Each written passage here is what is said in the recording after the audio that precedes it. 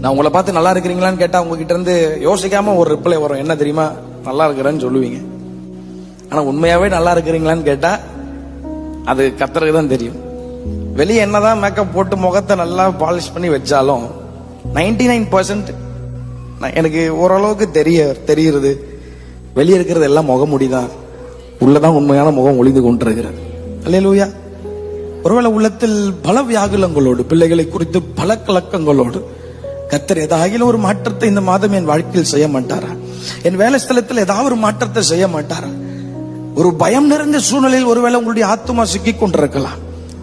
ஏன் இப்படிப்பட்ட சோதனைகள், ஏன் இப்படிப்பட்ட உபத்திரவங்கள், நான் தனிமையா நடந்து கொண்டிருக்கிறேனே, கர்த்தர் எனக்கு ஒரு உதவியை செய்யற மாதிரி தெரியலையே, இப்படியே போச்சுன்னா ஆத்துமா அப்படியே போயிருமே, ஏன் இப்படிப்பட்ட சூழ்நிலை என்று ஒருவேளை கலங்கி கொண்டிருக்கிற உங்களை பார்த்து ஆண்டவர் அவர் சொல்ல விரும்புகிறார், உன் தேவனாயிருக்கிற கர்த்தராகிய நான் உன் வலதுகையை பிடித்து நீ பயப்படாதே, நான் உனக்கு துணை நிற்கிறேன் என்று சொல்லுகிறேன்.